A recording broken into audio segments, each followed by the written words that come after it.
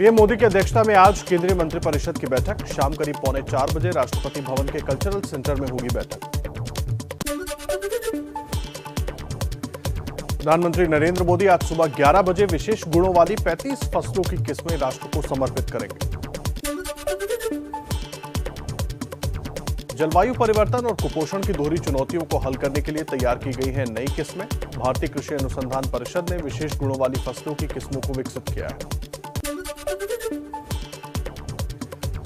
पश्चिम बंगाल के भवानीपुर में प्रचार के आखिरी दिन भारी बवाल। बीजेपी सांसद दिलीप घोष पर हमला, टीएमसी कार्यकर्ताओं पर आरोप। दिलीप घोष के सुरक्षा कर्मियों ने निकाली रिवॉल्वर। भवानीपुर हिंसा को लेकर चुनाव आयोग से मिला बीजेपी प्रतिनिधिमंडल। कहा, धारा 144 लगाए बिना चुनाव नहीं हो सकता। बंगाल सरकार ने चुनाव आयोग को सौंपे रिपोर्ट। बीजेपी सांसद दिलीप घोष ने चुनाव रद्द करने की मांग की। बोले, मेरे जैसा नेता सुरक्षित नहीं तो आम आदमी कैसे मतदान करेगा। ऐसे में निष्पक्ष चुनाव संभव नहीं। उपचुनाव से पहले हिंसक झड़प पर बीजेपी नेता शुभेंदु अधिकारी का बयान। कहा, भवानीपुर में स्थिति बहुत नाजुक है। चुनाव आयोग कुछ नहीं कर रहा। यहां लोकतांत्रिक तरीके से चुनाव का माहौल नहीं है। भवानीपुर उपचुनाव को लेकर कलकत्ता हाईकोर्ट आज सुना सकता है फैसला। उपचुनाव को लेकर पीआईएल दाखिल की गई थी और मुख्य सचिव के चुनाव आयोग को लिखे पत्र पर सवाल उठाया गया था। पश्चिम बंगाल उपचुनाव के लिए कल शाम 6:30 बजे थमा चुनाव प्रचार। सीएम ममता बनर्जी भवानीपुर से लड़ रही हैं उपचुनाव।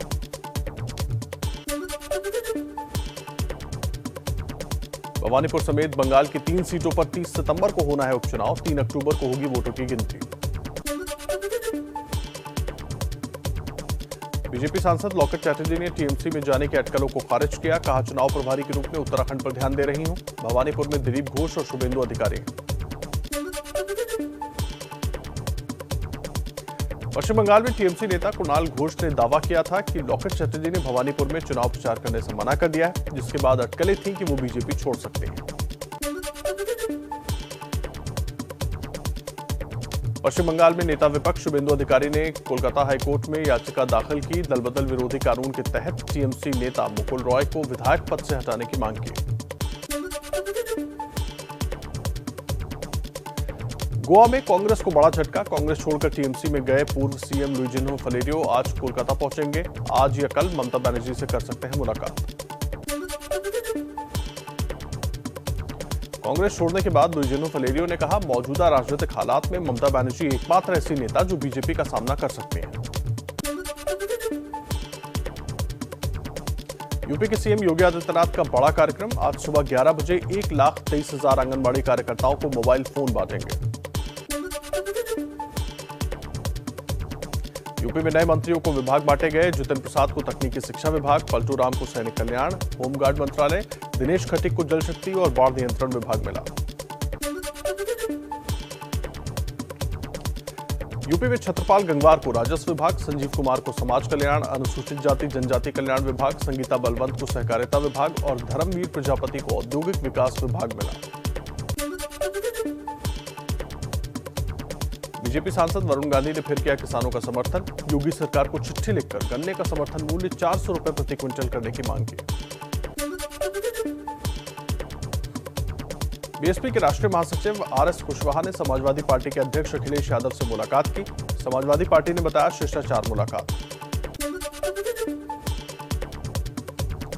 कांग्रेस महासचिव प्रियंका गांधी के लखनऊ दौरे का आज दूसरा दिन। प्रियंका चुनाव स्क्रीनिंग कमेटी और परामर्श समिति के साथ बैठक करेंगी। यूपी में कांग्रेस नेता प्रमोद तिवारी और विधायक आराधना मिश्रा पर दर्ज एफआईआर के खिलाफ सड़कों पर उतरेगी कांग्रेस। सभी जिला मुख्यालयों पर धरना प्रदर्शन। कानपुर में एआईएमआईएम प्रमुख असदुद्दीन ओवैसी का बड़ा बयान। कहा, मुस्लिमों की हालत बैंड बाजा पार्टी की तरह, जिन्हें इस्तेमाल कर छोड़ दिया जाता है। 7 अक्टूबर से जेडीयू भी यूपी में करेगी चुनाव प्रचार की शुरुआत। संसदीय बोर्ड के अध्यक्ष उपेंद्र कुशवाहा करेंगे शुरुआत। सीटों को लेकर बीजेपी से चल रही है बात। जेडीयू अकेले लड़ने को भी तैयार। सरस्वती शिशु मंदिर स्कूल के छात्रों पर बयान से मुश्किल में दिग्विजय सिंह। राष्ट्रीय बाल अधिकार संरक्षण आयोग की डीजीपी ने से केस दर्ज करने की मांग। दिग्विजय ने कहा था, स्कूल में नफरत का पाठ सीख रहे हैं छात्र माफ कीजिएगा। राज्यसभा के लिए असम से बीजेपी के उम्मीदवार सर्बानंद सोनोवाल निर्विरोध चुनाव निर्वाचित। कांग्रेस छोड़ टीएमसी के उम्मीदवार बनी सुष्मिता देव भी निर्विरोध राज्यसभा पहुंचे। महाराष्ट्र में बीजेपी के राज्यसभा उम्मीदवार संजय उपाध्याय ने नाम वापस लिया। नाना पटोले और बालासाहब थोराट ने देवेंद्र फडणवीस से किया था आग्रह। एआईएमआईएम चीफ असदुद्दीन ओवैसी का शिवसेना पर हमला, कहा एक दिन आएगा जब शिवसेना दोबारा बीजेपी की गोद में चली जाएगी।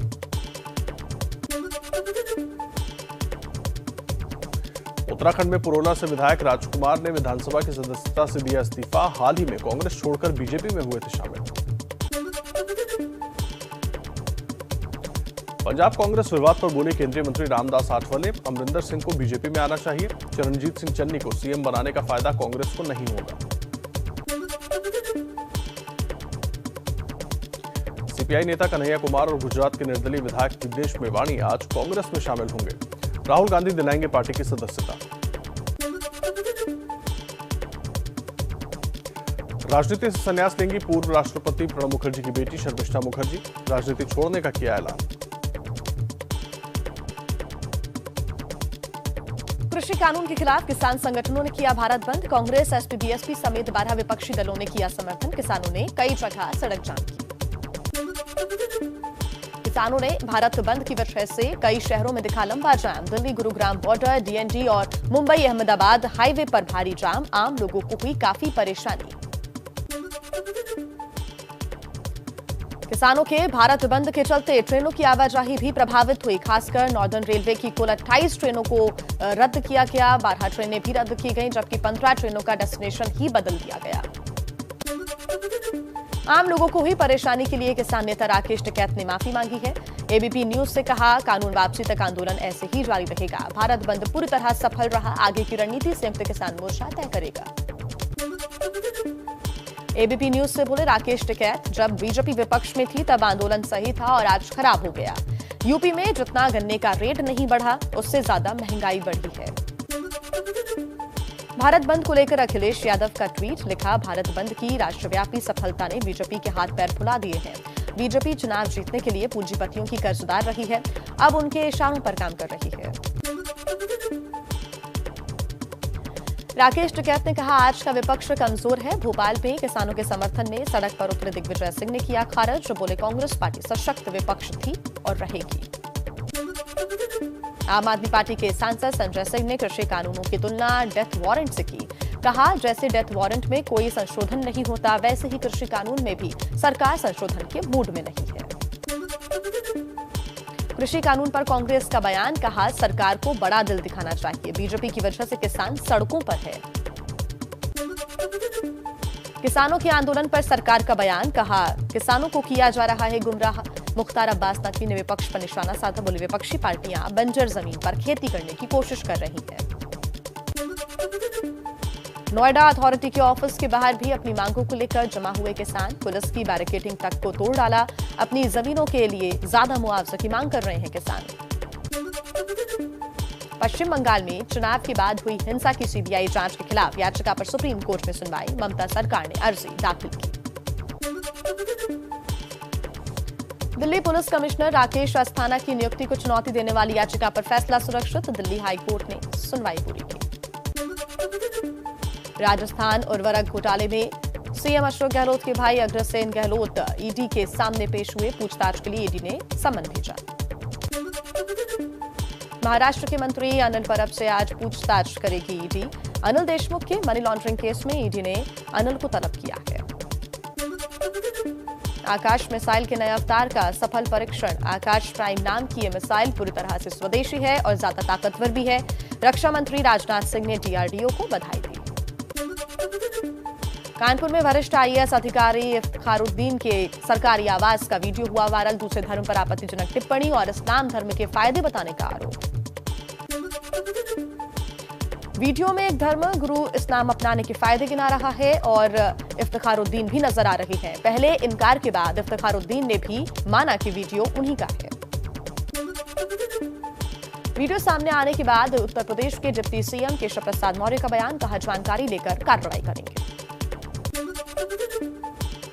यूपी के बरेली में हर साल होने वाली रामलीला में राम और केकैया का किरदार निभाने वाले दानिश और सैमुअल खान को दी जा रही है किरदार छोड़ने की धमकी। दोनों ने पुलिस से मांगी सुरक्षा। महंत नरेंद्र गिरी की मौत के मामले में आनंद गिरी समेत तीनों आरोपियों की 4 अक्टूबर तक सीबीआई रिमांड मंजूर। आनंद गिरी, आद्या तिवारी और संदीप तिवारी को हिरासत में लेकर पूछताछ करेगी सीबीआई। दिल्ली में फिर गैंगवॉर। द्वारका के नजफगढ़ खैरा मोड़ पर एक कार सवार की गोली मारकर हत्या। पुलिस को गैंगवार की आशंका। मारा गया शिवांश मनजीत महल गैंग का गुर्गा था। दिल्ली की रोहिणी कोर्ट शूटआउट में नया खुलासा। इंटरनेट कॉलिंग के जरिए रची गई थी गैंगस्टर गोगी की हत्या की साजिश। राजस्थान की रीट परीक्षा में 6 लाख की चप्पलों से हुई नकल के लिए ब्लूटूथ वाली चप्पल बेच रहे 4 आरोपी गिरफ्तार। बेंगलुरु में ढह गई 3 मंजिला इमारत। हादसे में बाल बाल बचे लोग। बताया जा रहा है कि इमारत में झटके लगे तो समय रहते सभी लोगों को बाहर निकाल लिया गया। 3 मंजिला इस इमारत में मेट्रो के करीब 50 कर्मचारी रह रहे थे। गुलाब चक्रवाती तूफान की वजह से हैदराबाद में जबरदस्त बारिश हो रही है। बारिश की वजह से जगह जगह सड़कों पर पानी भर गया और ट्रैफिक जाम हो गया है।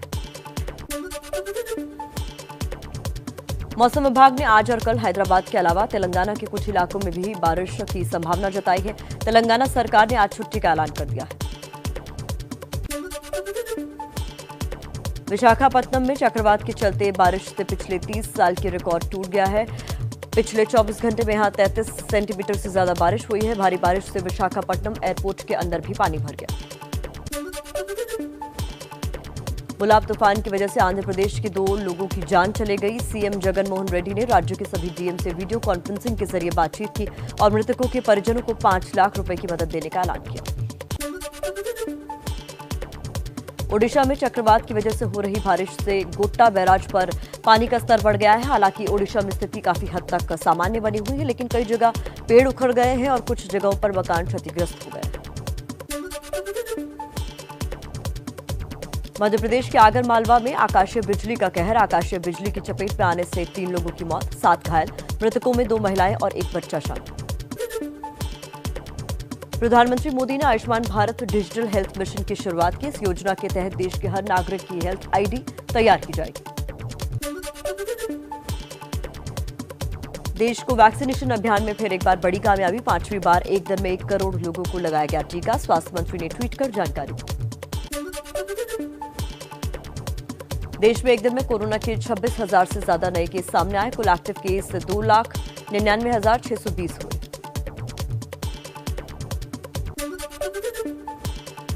मौजूदा वित्त वर्ष के लिए श्रम मंत्रालय ने जारी किया रोजगार का आंकड़ा। 2013-14 के मुकाबले देश में 29% बढ़ा रोजगार। सबसे ज्यादा बीपीओ सेक्टर में उछाल। राजस्थान में कांग्रेस का हल्ला बोल। केंद्र सरकार की नीतियों, महंगाई और पेट्रोल डीजल की बढ़ती कीमतों के खिलाफ प्रदर्शन करेगी कांग्रेस। पूर्वी लद्दाख में चीन के चलते सीमा पर तनाव बढ़ा। अपनी स्थिति मजबूत करने में जुटा हुआ है चीन। दौलत बेग ओल्डी में दोनों देशों के कैंप के बीच की दूरी सिर्फ 1 किलोमीटर रह गई है। सैटेलाइट इमेज से डेप्सांग में चीनी कैंप दिखे। आईपीएल में 4 हार के बाद हैदराबाद को मिली है पहली जीत। राजस्थान रॉयल्स को 7 विकेट से हराते हुए हैदराबाद सनराइजर्स ने यह जीत हासिल की है। हैदराबाद के ओपनर जेसन रॉय ने 8 चौकों और 1 छक्के की मदद से 60 रन की शानदार पारी खेली। आईपीएल में आज दोपहर 3:30 बजे शारजाह में केकेआर की टीम का मुकाबला दिल्ली कैपिटल्स से होगा। आईपीएल में शाम 7:30 बजे अबुधाबी में मुंबई इंडियंस और पंजाब किंग्स की भिड़ंत होगी। मुंबई की लय अभी बिगड़ी जरूर है, लेकिन उसके कमबैक करने की उम्मीद बाकी है। एनबीए अब हो गया एनबीडीए यानी news broadcasters and digital association. India TV के प्रमुख रजत शर्मा अध्यक्ष और एबीपी नेटवर्क के सीईओ अविनाश पांडे उपाध्यक्ष चुने गए।